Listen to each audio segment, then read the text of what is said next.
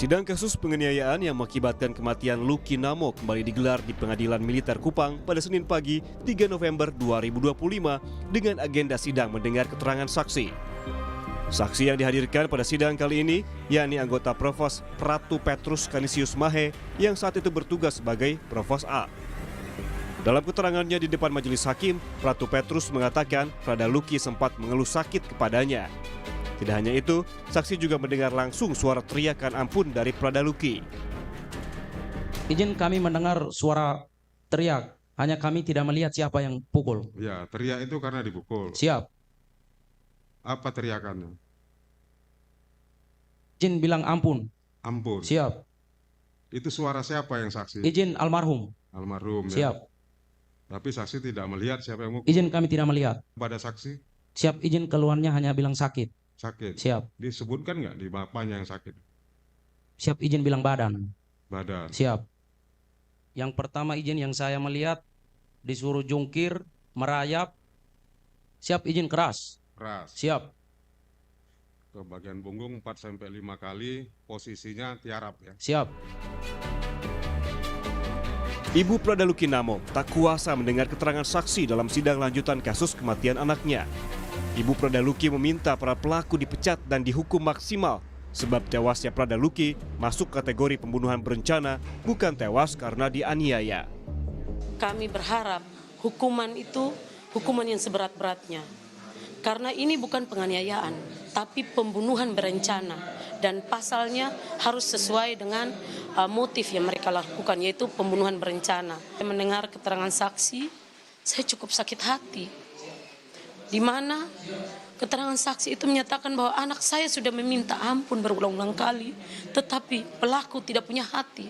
Mereka tidak merasakan jeritan hati anak saya, teriakan anak saya, mereka tidak mendengarnya. Mereka tetap memukul, tetap menyiksa anak saya. Dalam kasus ini, 22 orang yang merupakan atasan dan senior Prada Lucky dijadikan terdakwa. Dalam persidangan terungkap bahwa antara 27 hingga 31 Juli 2025, Prada Lucky mengalami beberapa bentuk penganiayaan fisik. Sidang kasus kematian Prada Lucky akan dilanjutkan hari ini, Selasa 4 November 2025, dengan agenda pemeriksaan saksi-saksi berikutnya. Tim Liputan, Kompas TV. Sidang kasus penganiayaan yang mengakibatkan kematian Prada Lucky Namo kembali digelar di Pengadilan Militer Kupang pada Senin pagi dengan agenda pemeriksaan saksi. Pemeriksaan saksi ini penting, saudara, untuk mengungkap sejauh mana peran terdakwa dalam kasus ini. Dan untuk selengkapnya kita akan bahas bersama dengan ahli hukum pidana Universitas Jenderal Sudirman, Profesor Hipnu Nugroho. Selamat pagi. Assalamualaikum, Prof. Hipnu. Waalaikumsalam, selamat pagi Mbak Adisti. Ya, Prof. Hipnu, tadi kita sudah melihat dan menyaksikan paket berita sebelumnya, orang tua mana yang tidak sakit, orang tua mana yang pasti tidak terima dengan apa yang terjadi saat ini terhadap anaknya sampai meninggal dunia karena dianiaya. Tapi kemudian yang di-underline oleh ibunda dari Prada Lucky Namo, ini bukan penganiayaan tapi pembunuhan berencana. Nah, dari sidang lanjutan kasus atau Prada Lucky Namo ini, apa yang bisa di-underline? Ini kan jeratannya dugaan penganiayaan. Ya, jadi gini Mbak, bicara peradilan militer itu berbeda dengan peradilan umum. Asas peradilan umum berbeda dengan asas peradilan militer. Kalau asas peradilan militer itu adalah namanya asas satu pertanggungjawaban komandan. Nah, di sini kita harus lihat sejauh mana pertanggungjawaban komandan yang bersangkutan atas tewasnya meninggalnya Prada Lucky. Beda dengan peradilan umum. Kalau peradilan umum itu pertanggungjawaban pribadi. Ini adalah pertanggungjawaban komando, pertanggungjawaban struktural. Dengan demikian kayaknya kita dalam kasus ini belum mengungkap sejauh mana pertanggungjawaban komandan atas kesatuan yang bersangkutan. Kalau kita lihat dalam asas hukum peradilan militer. Satu. Yang kedua, dalam hal peradilan militer ada dikenal asas pimpinan bertanggung jawab. Asas kesatuan komando. Dalam hal ini kalau kita lihat, lokus dan tempus deliktinya adalah dalam satu kesatuan. Oleh karena itu dalam hal ini kayaknya tidak pas kalau hanya dilihat para peserta pelakunya adalah dua-dua orang yang tingkatan pada eksekutor. Kan itu loh. Oleh karena itu dalam hal ini tampaknya dalam dakwaan ataupun dalam pemeriksaan saksi yang harus mampu melihatkan sejauh mana pertanggungjawaban komandan, sejauh mana pertanggungjawaban pimpinan atas suatu tindak pidana tersebut. Beda dengan peradilan umum. Kalau peradilan umum saya katakan pribadi masing-masing, pertanggungjawaban individual. Tapi kalau pertanggung militer, pertanggungjawaban struktural. Nah, ini yang tampaknya akan dilakukan oleh keluarga korban. Satu. Yang kedua, yang perlu dicermati, ini peradilan bagus sekali, terbuka untuk umum. Semua melihat. Sehingga dengan demikian termasuk mahasiswa saya ini hari ini kuliah, semuanya melihat, gitu Pak. Untuk pendidikan, bahwa ternyata peradilan militer juga peradilan yang terbuka untuk umum. Sehingga ketika ada suatu permasalahan, ada suatu tanda petik perlu dibenahi, tanda petik perlu ada suatu masukan, inilah kita lihat. Apa yang kita lihat? Pertama, kalau tadi keluarga Ibu Prada kok terstruktur, kemudian terkait dengan hukuman ringan, lah inilah yang kita bandingkan. Antara ancaman pidana militer dengan pidana umum ternyata lebih berat pada peradilan umum. Begitu, Mbak. Nah, itu yang kemudian menjadi perhatian kita semua begitu ya. Jadi ancaman pidana ini lebih berat ancaman pidana umum dibandingkan dengan ancaman pidana militer. Kalau tidak salah ini 22 terdakwa dituntut 9 tahun penjara. Kalau kita lihat faktanya, 1 nyawa Prada Luki Namo ini meninggal dunia karena dianiaya. Nah, apa yang bisa digarisbawahi dalam hal ini, terutama untuk asas pertanggungjawaban pimpinan, karena dari kesaksian saksi yang juga mengetahui bahwa ada dugaan penganiayaan, atasan dari Prada Luki ini mengetahui ada dugaan penganiayaan tapi tidak ada pencegahan di sana, apakah bisa dijerat dengan unsur kesengajaan dalam kasus ini, Prof. Hipnu? Ya, dalam hal seperti ini kita kembali pada teori kesengajaan. Corak kesengajaan. Kesengajaan itu bisa kesengajaan dengan maksud, dengan tujuan, kesengajaan dengan kemungkinan. Jadi, seorang pelaku-pelaku yang sekarang ini termasuk komandan yang bersangkutan, mungkin kalau tidak ada suatu peringatan atau mungkin suatu pembiaran, ini masuk kualifikasi kesengajaan kemungkinan. Bahwa dengan penganiayaan yang terjadi, apalagi kalau kita lihat dari televisi, itu menimbulkan kematian. Jadi kalau kesengajaan maksud membunuh mungkin tidak, tapi dengan kemungkinan. Nah, oleh karena itu dalam hal seperti ini sebetulnya masuk kualifikasi pembunuhan. Kan itu kalau melihat seperti itu. Jadi bukan hanya penganiayaan yang mengakibatkan pembunuhan. Nah, ini kalau kita bandingkan dengan KUHP umum, kesengajaan penganiayaan mematikan itu bisa 20 tahun. Nah, kalau kita lihat peradilan militer, penganiayaan tanda petik penganiayaan dalam tugas itu tidak menjadikan luka itu 4 tahun, yang menjadikan luka itu 6 tahun, yang menyebabkan mati 9 tahun. Nah, ini kan ringan sekali, Pak. Kalau kita lihat dari hukuman badan antara kita berbandingkan dengan KUHP militer dan KUHP umum. Gitu. Nah, apakah dengan keterangan saksi yang sudah terungkap kemarin, terus beberapa hari yang lalu juga, apakah ini bisa mengubah tuntutan terhadap para terdakwa, khususnya kepada atasan karena memang ada asas pertanggungjawaban pimpinan, atau kemudian ya sudah karena memang aturannya ya mentok di 9 tahun, nggak bisa lebih dari itu, atau bahkan hukuman mati? Oh, begini Mbak, dalam pengungkapan perkara itu harus kita lihat dalam pengungkapan bisa dalam tingkat lidik, tingkat sidik, ataupun pengungkapan perkara dalam tingkat persidangan. Dalam persidangan militer sini yang menghadirkan saksi-saksi yang menjelaskan ada pihak lain ataupun pihak atasan yang mengetahui atas suatu informasi. Oleh karena itu dalam hal ini saya kira auditor ataupun POM AD Karen Angkatan Darat itu harus mampu sekarang sejauh mana informasi dari saksi yang kemudian dibuktikan dengan bukti ada suatu keterlibatan pimpinan komandan. Ini kita lihat dalam sebagai asas kesatuan komando, asas pimpinan bertanggung jawab. Dengan demikian dalam pengungkapan perkara itu tidak hanya pada saat sekarang yang berbasis pada pengungkapan para di penyidikan, tapi juga berbasis pada pembuktian di persidangan. Ini suatu menarik karena itu diucapkan dalam persidangan dan disaksikan apa yang ia lihat dengan alami dalam suatu peristiwa tersebut. Sehingga tidak sangat mudah sekali, Mbak. Dalam hal ini POM AD saya kira harus juga menelusur sejauh mana pertanggungjawaban atasan, pimpinan yang bertanggung jawab atas kesatuan yang bersangkutan. Dengan demikian, sebagai konsep hukum yang itu kalau kita lihat dalam asas pertanggungjawaban akan adil seperti itu. Oke, jadi dalam hal ini adalah auditor harus bisa kemudian membuktikan juga begitu ya, pengadilan juga bisa membuktikan pengungkapan sejauh mana peran dari pimpinan ini sampai anak buahnya ini meninggal dunia. Apakah ada unsur kesengajaan ataukah kemudian ada juga pembiaran di sana, begitu ya?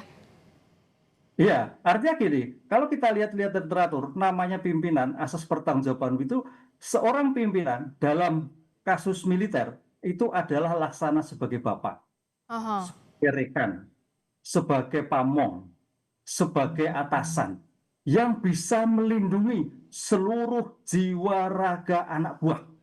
Itu prinsipnya. Lah, dalam kasus Pradaluki kayaknya sebaliknya. Disitulah saya kira POM AD, auditor saya kira harus membuka. Karena ini bagian dari pembelajaran terhadap satuan-satuan yang lain yang dimungkinkan terjadi kasus seperti itu. Jadi mudah-mudahan ini sekali saja. Karena dalam suatu pertanggungjawaban militer tidak pribadi, tapi ada pertanggungjawaban kesatuan ataupun pimpinan.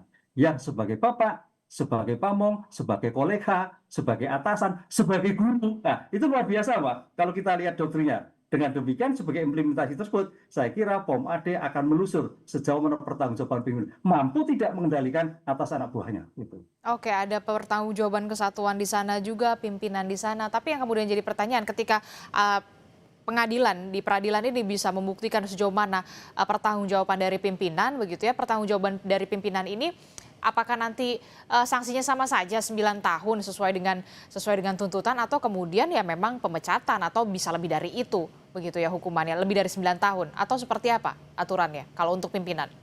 Ya, saya kira kalau sebagai pimpinan nanti ada pemberatan, Pak. Kalau kita lihat memang tadi saya katakan saya perbandingkan antara peradilan umum dan peradilan militer tampaknya lebih berat pada peradilan umum.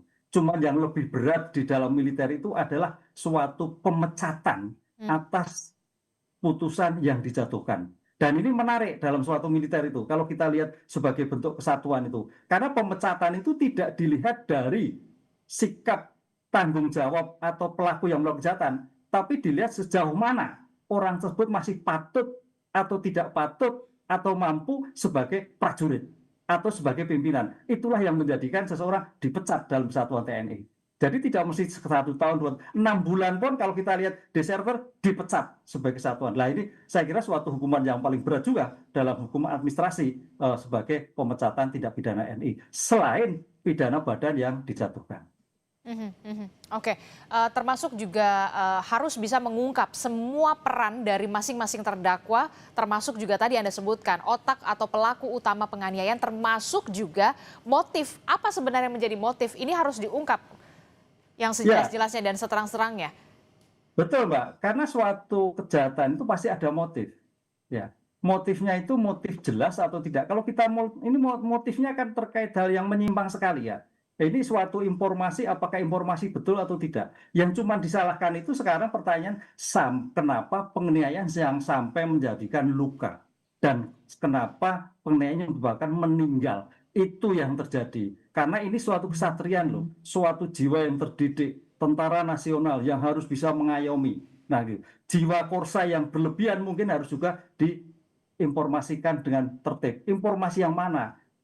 Kemudian terkait dengan jiwa korsa yang seperti apa? Ini yang harus kita lihat. Oleh karena itu dalam seperti ini sebagai bentuk saya katakan tadi dengan jiwa-jiwa militer, saya kira tidak seperti ini kan gitulah. Ini sangat disayangkan sekali. Mudah-mudahan hanya ini terjadi di Indonesia lah. Sehingga dalam hal seperti ini saya tadi berpikir bahwa POM AD, auditor harus membuka semuanya, motifnya, hukumannya, perannya, tanggung jawabannya, sehingga menjadikan suatu pencegahan pada kesatuan-kesatuan untuk tidak melakukan tindakan yang serupa. Oke, begini, saya ingin bertanya sekali lagi, kalau kita merujuk pada saat kasus Sambo begitu ya, ini kan memang beda ya, beda institusi antara TNI dan juga Polri. Kasus Sambo itu kan dipecat dulu, kemudian masuk ke peradilan umum begitu ya. Kalau untuk kasus ini, kasus Pradaluki, apakah memungkinkan kemudian ketika memang ada sanksi pemecatan dari peradilan militer, kemudian dialihkan kasus ini ke pengadilan umum atau pengadilan sipil, seperti kasus Sambo? Nah, gini Pak, itu yang menjadi perdebatan teman-teman koalisi sipil dalam peradilan militer. Karena dalam peradilan militer itu adalah meradili di dalam pasal 9 Undang-Undang Peradilan adalah mengadili seseorang berstatus prajurit. Jadi melihatnya adalah status prajurit. Oke. Sehingga dengan demikian seseorang yang tidak berstatus prajurit tidak bisa dilakukan peradilan militer. Gitu. Jadi pada waktu melakukan tindak pidana status prajurit, lah disinilah kewenangan peradilan militer. Lah oleh karena itulah yang menjadikan sorotan publik. Kalau ini melakukan kejahatan dalam bidang militer, oke lah, itu melakukan militer. Tapi kalau kejahatan itu dilakukan terhadap misalkan pembunuhan masyarakat biasa sebagai backing, nah itu yang kemarin teman-teman, nah itu nggak bisa udah masuk peradilan militer, masuk pada peradilan umum. Lah perdebatan ini yang sampai sekarang pasal 9 Undang-Undang Peradilan Militer itu masih ramai di dalam pembaruan Undang-Undang Peradilan Militer. Nah tampaknya militer TNI masih bersikukuh bahwa ketika status militer diadili dalam peradilan militer, kecuali peradilan koneksitas yang menjadikan orang sipil dan orang umum masuk suatu tindak pidana, baru itu ada suatu perbedaan. Ini Mbak, ini yang tarik ulurnya dalam suatu konsep yang sekarang terjadi seperti itu. Kalau Sambo itu sipil, polisi itu sipil masuk peradilan militer. Memang menariknya kalau kita lihat di kepolisian itu di PTDH dulu. Itu saya kira progresif sekali. PTDH dulu baru sidang umumnya. Tapi kalau di militer, pidana militer dulu baru PTDH.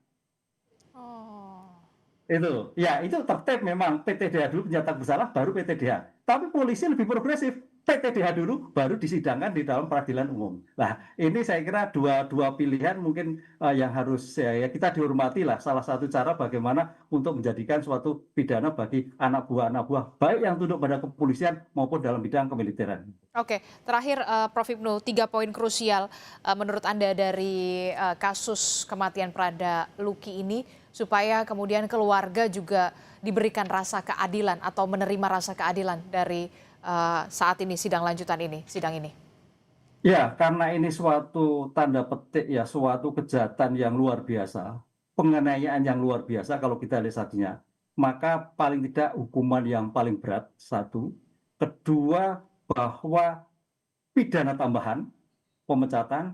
Ketiga adalah merangkai sebetulnya siapa yang bertanggung jawab. Kalau kita tadi saya katakan sebagai asas pertanggungjawaban komandan, asas pertanggungjawaban komando, saya kira ini sebagai pembelajaran harus naik ke atas. Sehingga PMAD, auditor harus memeriksa ke atas berdasarkan bukti-bukti yang disampaikan di dalam suatu persidangan. Sangat mudah sekali Mbak, karena locus tempus delictnya dalam suatu kesadaran. Deliknya ada dalam suatu TNI. Jadi tidak mudah, tergantung bagaimana keterbukaan TNI dalam membuka perkara ini untuk selebar-lebarnya. Oke, kita lihat nanti seperti apa kasus ini akan terus bergulir, termasuk juga sidang lanjutan yang hari ini akan dilanjutkan di jam 10 dengan menghadirkan ada 8 orang saksi, termasuk juga dokter yang menangani almarhum Prada Luki Namo sebelum meninggal dunia. Terima kasih ahli hukum pidana Universitas Jenderal Sudirman, Prof. Hipnu Nugroho telah membagikan perspektifnya kepada kami semua. Assalamualaikum, selamat pagi, sehat selalu. Saudara, informasi penting lainnya masih akan kami hadirkan usai jeda. Kepala Otoritas